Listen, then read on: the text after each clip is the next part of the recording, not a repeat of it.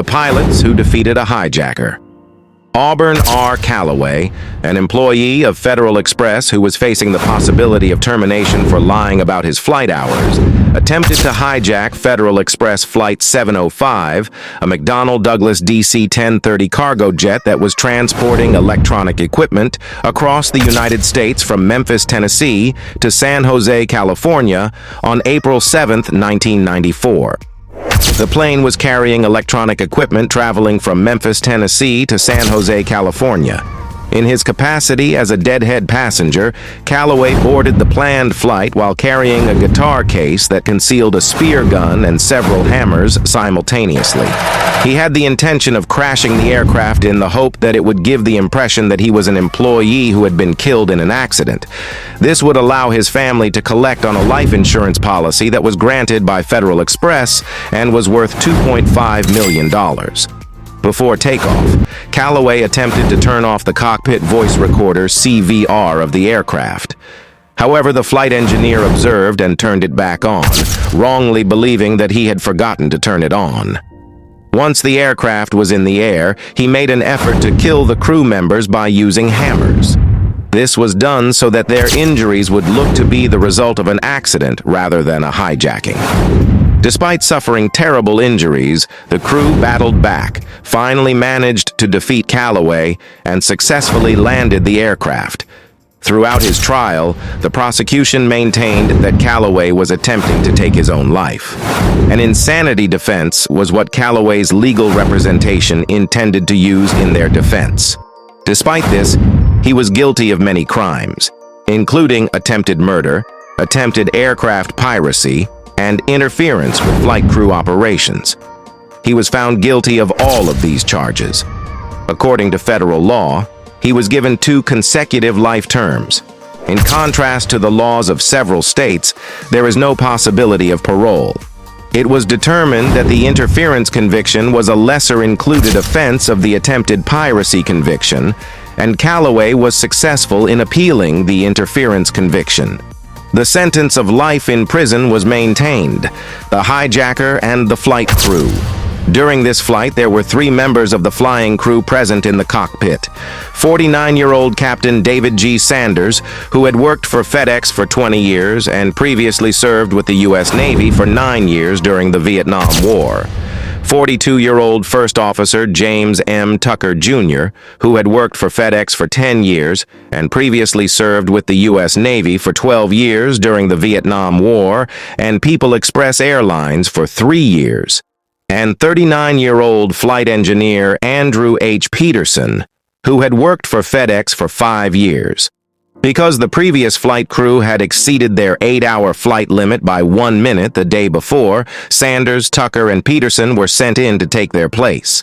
Other passengers on the aircraft were Auburn Calloway, a flight engineer for FedEx who is 42 years old. Calloway is a graduate of Stanford University, a former Navy pilot, and a specialist in martial arts. Following the dissolution of his marriage to his wife 4 years ago, Calloway had the intention of ensuring that his 2 children had sufficient financial stability to be able to attend college. Even though Calloway was a trained pilot, he was assigned to the position of flight engineer by FedEx, which he believed was discriminatory against him since he was of African American descent. Furthermore, he was facing a hearing that was set to take place the next day to fabricate his flight hours. He believed that his firing was unavoidable, even though a colleague who had previously flown with Calloway remarked that it was highly improbable that FedEx would terminate an employee for such an offense. The idea was for Calloway to board the jet as a deadhead passenger and then hijack and crash it while pretending it was an accident. This would allow his family to get the benefits of FedEx's life insurance policy, which was worth $2.5 million in the United States, which would be equivalent to $5.1 million in 2023. Calloway had the intention of applying brutal force in order to kill the flight crew. In order to accomplish this, he carried on board a spear gun, 2 club hammers, 2 claw hammers, and a knife that was hidden inside a guitar box. However, the knife was not used. In addition to that, he was carrying a message that had been sent to his ex-wife, which was titled "Describing the Author's Apparent Despair." In the moments leading up to the flight, Calloway had sent his ex-wife a total of over $54,000 in cashier's checks and securities, which is equivalent to $110,000 in the year 2023. When Calloway was momentarily under control, Captain Sanders assumed control of the aircraft from First Officer Tucker, who had by that time experienced a significant reduction in his sensation of touch and had moreover become paralyzed on the right side of his body. In order to help Peterson in restraining Calloway, Tucker returned to the scene. Sanders engaged in communication with the air traffic control team in order to make preparations for an emergency landing at Memphis International Airport. Calloway, in the meantime, began to engage in conflict with the crew once more. Despite being completely laden with fuel and cargo, the airplane was approaching at an excessively high speed and was unable to land on the designated runway 9. The plane might break apart upon landing under these conditions because of its weight, its speed, and its height. Sanders communicated his desire to land on the longer runway 36L through the radio. Sanders successfully landed the plane on the runway, even though it was 35,000 pounds, 16,000 kilograms heavier than its maximum planned landing weight. He did this by disregarding warnings from the ground proximity warning system and by making a series of fast spins that further strained the safety limitations of the DC-10 helicopter. At that point, Calloway had already been defeated. Through the use of the escape slide and ladder, members of the police and emergency services entered the aircraft. Upon entering, they discovered that the cockpit and the interior of the galley were both coated in blood. After being taken into custody, Calloway was removed from the aircraft and sent to a local hospital, where he was also transported along with Peterson, Tucker, and Sanders. After effects. Although they were able to survive the attack, the crew of Flight 705 sustained critical injuries. As a result of the serious fracture that occurred on the left side of First Officer Tucker's skull, he experienced difficulties with motor control in both his right arm and right leg. Additionally, Calloway had stabbed Tucker in the right arm, dislocated Tucker's jaw, and attempted to gouge out one of Tucker's eyes at the same time. The medics needed to suture Captain Sanders' right ear back into place after he had multiple severe gashes throughout his entire skull. Flight engineer Peterson suffered a fracture to his head, and his temporal artery was severed. Approximately $800,000 worth of damage was sustained by the airplane itself.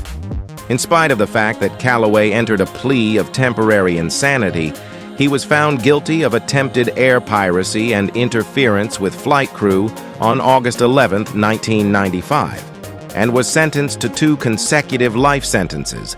Federal sentences are not subject to parole. In the end, the conviction that was appealed was overturned. The United States Penitentiary, Coleman Affair, located in Florida, is where Calloway is now being held as of August 2024. Dave Sanders, Jim Tucker, and Andy Peterson were presented with the Gold Medal for Heroism by the Airline Pilots Association on May 26, 1994. This medal is the highest the Airline Pilots Association can bestow upon a civilian pilot. There was not a single member of the crew who was recertified as being medically fit to fly commercially because of the severity of their injuries. Nevertheless, by the year 2002, Jim Tucker had resumed his recreational flying activities in his Luscombe 8A. It is, in the aftermath of the incident, the McDonnell Douglas DC-1030 aircraft that was involved, designated N306FE, was repaired and subsequently put back into service. It was updated to an MD-10 in 2008, which provided a number of advantages, one of which was the elimination of the requirement for a flight engineer. Conclusion. The events of Federal Express Flight 705 on April 7, 1994, stand as one of the most harrowing incidents in aviation history, underscoring both the capacity for human resilience and the need for stringent safety measures in air travel. Auburn R. Calloway, facing termination for falsifying flight hours and grappling with financial and emotional despair, embarked on a calculated and desperate plan to hijack the McDonnell Douglas DC-1030 cargo jet. Armed with concealed weapons, including hammers and a spear gun, he aimed to crash the aircraft, framing it as an accident to secure a $2.5 million life insurance payout for his family. Calloway's attack was meticulously planned but thwarted by the remarkable bravery and quick thinking of the flight crew. Captain David Sanders, First Officer Jim Tucker, and Flight Engineer Andy Peterson. Despite suffering grave injuries, including skull fractures and severe blood loss, the crew fought back with extraordinary courage and ingenuity. First Officer Tucker executed extreme aerial maneuvers, pushing the aircraft to its structural limits, to disorient Calloway and aid in subduing him. Specifics: the flight. Before takeoff, Calloway attempted to deactivate the cockpit voice recorder CVR by yanking its circuit breaker to interrupt power. This was part of his strategy to mask the attack that was meant to take place as an accident. When the flight crew arrived, they observed that Calloway's presence in the cockpit was an etiquette violation for a deadheading passenger. However, they did not assume that Calloway had any aggressive intentions at the time. Peterson, the flight engineer, observed the pulled breaker while performing the routine pre-flight inspections. He then reset the breaker before takeoff, which resulted in the CVR being reactivated. In contrast, if Calloway had killed the crew members while the CVR was still active, he would have only needed to fly for 30 minutes to remove any evidence of a struggle from the 30-minute loop that the CVR was operating on. Calloway walked into the back of the plane to grab his weapons, then entered the flight deck and assaulted Peterson, Tucker, and Sanders approximately 26 minutes after takeoff. At the time, the flight crew was having a casual chat. The plane was nearing 19,000 feet. A hammer struck each of the 3 crew members many times, causing them to sustain injuries. Tucker, the first officer, and Peterson both suffered fractures to their skulls, and Peterson's temporal artery was cut as a result of the incident. The hit on Tucker's head caused shards of bone to be drilled into his brain, which momentarily rendered him unable to move or react. Despite this, he was still conscious. At the beginning of the assault, Captain Sanders stated that he was unable to recognize any expression from Calloway. All he could see was simply a face and his eyes. As soon as Calloway stopped his hammer attack, Peterson and Sanders started to rush out of their seats to pursue Calloway. Thereafter, Calloway exited the cockpit and went to get his spear gun. It was then that he returned to the cockpit and issued a threat to everyone, telling them to return to their seats. In spite of the fact that he was unsteady and dazed, Peterson grasped the rifle by the spear that was located between the barbs and the barrel. He was also experiencing a loud ringing in his ear. During the conflict that was taking place between Calloway and the other members of the crew, Tucker, who had previously served as a pilot in the Navy, carried out severe aerial maneuvers with the aircraft.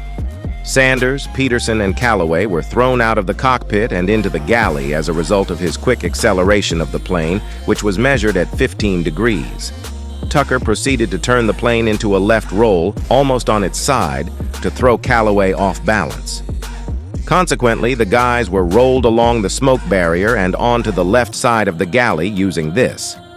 Eventually, Tucker rolled the plane practically upside down at a rotation of 140 degrees, all the while striving to keep a visual reference of the surroundings around him through the windows. After that, Peterson, Sanders, and Calloway were taken to the ceiling of the airplane and pinned there. In order to pound Sanders once more in the skull, Calloway was able to free his hammer hand without much difficulty. At that precise moment, Tucker lowered the aircraft into a sharp dive. It was because of this that the troops were forced to return to the smoke curtain. However, the wings and elevators began to flutter. It was at this point that Tucker was able to hear the wind pounding against the windows of the cockpit. The elevators of the airplane shook so violently when it was traveling at a speed of 460 knots, 850 kilometers per hour, 530 miles per hour, that the control surfaces were unresponsive as a result of the disruption in the airflow. Due to this lack of control, the aircraft's safety restrictions were put to the test. As the wind traveling over the wings got closer and closer to the speed of sound, Tucker also started to feel the effects of a Mach tuck. Tucker became aware that the throttles were running at full power, which resulted in the airplane traveling at a faster pace. Even though he was only able to use one hand, he was able to draw the plane out of the dive because he was able to release it and pull the throttles back to idle. At a height of 5,000 feet, the DC-10 reached a level, and Callaway was able to strike Sanders once again while the struggle was still going on. This time, the punch came dangerously close to rendering Sanders unconscious. Sanders' strength was deteriorating, and Peterson was bleeding from his torn temporal artery and was beginning to experience shock. Sanders was also losing his strength. Sanders, even though his strength was dwindling, took the hammer from Callaway's hand and proceeded to hit him with it. The Memphis Center was notified by Tucker after the plane was entirely leveled. He informed them about the attack and asked for a vector back to Memphis. The aftermath of the attack revealed the immense physical and emotional toll on the crew. None of the three were ever medically cleared to return to commercial aviation due to their injuries. Nevertheless, their heroism was recognized with the Airline Pilots Association's Gold Medal for Bravery, the highest civilian honor awarded to pilots. Tucker eventually resumed recreational flying years later, a testament to his determination to reclaim a part of his life after the trauma. The aircraft itself, bearing the scars of the incident, was repaired and continued to serve FedEx for decades. It was updated to an MD-10 configuration in 2008, extending its operational life, and finally retired in 2022. The airplane's survival mirrors the resilience demonstrated by the crew and the aviation industry, which learned critical lessons from the incident. The case of Flight 705 also brought attention to the psychological screening and background checks of airline personnel, emphasizing the importance of identifying signs of emotional distress and preemptively addressing potential risks. The chilling precision of Callaway's plan underscored vulnerabilities in aviation security, particularly regarding access to weapons and cockpit protocols, prompting discussions about tighter regulations and procedures. Today, Auburn Callaway serves consecutive life sentences without parole, a sobering reminder of the consequences of his actions. His attempt to solve his struggles through violence and subterfuge left a legacy of pain and tragedy, but also highlighted the strength and heroism of the human spirit. The story of Flight 705 is a testament to the unyielding resolve of those entrusted with the skies, and a cautionary tale underscoring the importance of vigilance, preparation, and teamwork in the face of unforeseen dangers. If you enjoyed this content and found it informative, don't forget to like, subscribe, and leave a comment below. Your support helps us create more engaging and insightful content.